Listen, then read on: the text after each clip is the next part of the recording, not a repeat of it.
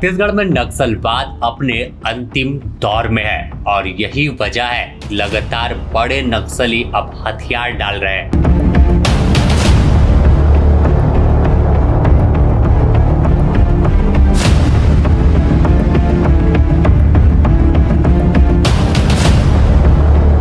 आत्मसमर्पण का दौर ऐसा है कि तमाम सेंट्रल कमेटी के सदस्य हथियार छोड़कर मुख्य धारा में लौटने लगे। जंगल से फिर अचानक हथियार लेकर शहर की ओर सेंट्रल कमेटी सदस्य अमरजीत पहुंचा।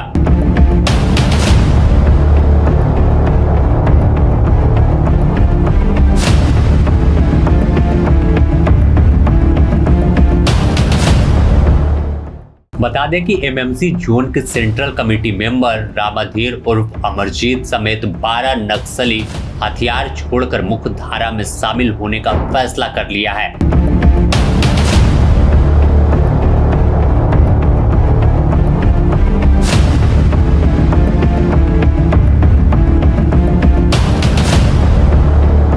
इनकी पूरी टीम जंगल से बाहर निकली, मीडिया के साथियों को बुलाया और फिर अपनी बात रखी।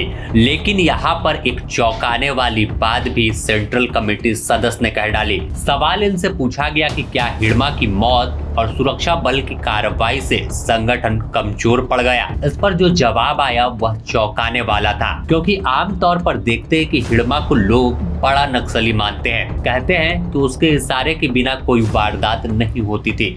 लेकिन सेंट्रल कमेटी सदस्य रामधीर ने जो खुलासा किया और यह दावा कर रहे हैं, साफ तौर पर बोल रहे हैं कि कैसे हिड़मा एक व्यक्ति था, पूरी संस्था नहीं। संस्था अलग है और हिड़मा अलग। वह एक कैडर था और अपनी भूमिका अच्छे तरीके से वह निभा रहा था। आखिरकार वह मारा गया, यानी जो अपने शब्द में ये लोग कहते हैं कि शहादत हुई है, तो यह अलग बात है, इसकी समीक्षा करेंगे। लेकिन हिड़मा की अपने हिसाब से अलग भूमिका थी।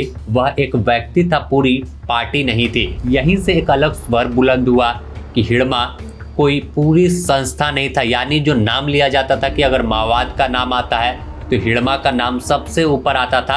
माना जाता था कि उग्रवाद में हिड़मा सबसे ऊपर था और इसके नाम के पीछे की कहानी साफ है, इसका आतंक।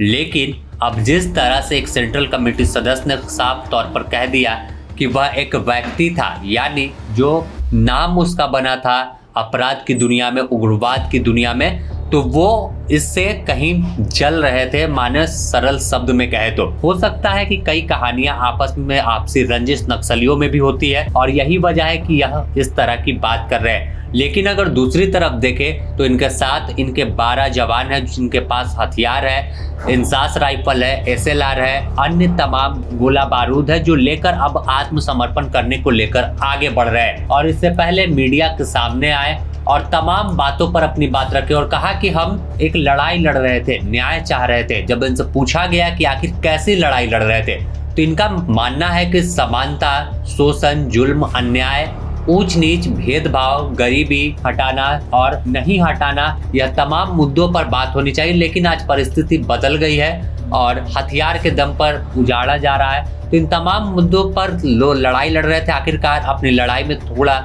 कमजोर हुए, अब हथियार डाल रहे। यह तमाम बातें ईटीवी भारत के साथ यह नक्सली जो है उन्होंने की है। हम आपको स्क्रीन पर दिखा रहे हैं, स्क्रीनशॉट देखिए कैसे सवाल और जवाब बताया गया है। तो यह बड़ा नाम, बड़े कैडर उस इलाके में थे, बीजापुर के रहने वाले हैं और बीजापुर से निकलकर 1990 में कैडर में शामिल हुए थे और इनका कद बढ़ता चला गया, सेंट्रल कमेटी के सदस्य बने। तो साफ तौर पर देखें तो इनसे पहले 1 करोड़ के इनामी सोनू दादा ने हथियार डाला था, या फिर हम देखें आपको किशन जी की पत्नी सुजाता ने आत्मसमर्पण कर दिया और इसके बाद फिर रुपेश जी ने आत्मसमर्पण किया। तो यह वो नाम थे जो माना जाता था कि नक्सल के बाद के जनक उस इलाके में थे। लेकिन जब सुरक्षा बल के जवानों की दबिश बढ़ी, या तो नक्सली मारे गए या फिर हथियार डाल रहे हैं। और पहली बार ऐसी तस्वीर निकलकर सामने आई थी कि एक बार में 200-250 यानी नक्सली पहली बार जंगल से बाहर आ रहे, खुली हवा में आए, शहर की ओर आए और फिर हथियार डालकर आत्मसमर्पण कर रहे हैं। तो यह अच्छी बात छत्तीसगढ़ के लिए है, अच्छी बात उस इलाके के लिए है। जो लाल गलियारा कहा जाता था उस इलाकों के लिए है, बीजापुर के लिए है, बस्तर जोन के लिए, कि जहां नक्सली अपनी व्यवस्था चलाते थे, उस छत्तीसगढ़ उस बस्तर में अब दिन लौट रहे हैं। जो नक्सली सत्ता के अपनाने की ख्वाहिश रखते थे कि हथियार के दम पर और लाल सलाम का नारा बुलंद करते थे कि लाल सलाम से ही हम आगे चलेंगे और समांतर व्यवस्था चलाएंगे, सरकार को उखाड़ कर फेंक देंगे, तो आखिरकार अब लोकतंत्र में जो इन्हें जगह दी गई थी कि आप कभी भी हथियार डाल सकते हैं, सुरक्षा बल की कार्रवाई थी, तो अब वापस बड़े बड़े कैडर जो है, बड़े नक्सली हैं, वो हथियार डाल रहे हैं। तो यह अपने आप में बड़ी तस्वीर निकलकर सामने आई है कि कैसे 12 नक्सली फिर सामने आ रहे हैं। अगर हम बात करें रामधेर मज्जी की, तो सेंट्रल कमेटी सदस्य हैं, AK-47 हथियार है और 1 करोड़ का इनाम इनके ऊपर है। इसके अलावा चंदू दादा है, DVCM पोस्ट पर हैं, 30 कार्बाइन हथियार और 10 लाख का इनाम है। ललिता हैं, DVCM पोस्ट है, 10 लाख की इनामी। जानकी हैं, DVCM इंसास राइफल इनके पास है। प्रेम DVCM AK-47 राइफल है, फिर 10 लाख का इनाम इनके ऊपर है। राम सिंह दादा हैं, ACM है और 303 बोर की राइफल इनके पास है, 5 लाख का इनाम है। सुकेश है, AK-47 लेकर घूमते हैं और हथियार के साथ आए हैं, 5 लाख का इनाम है।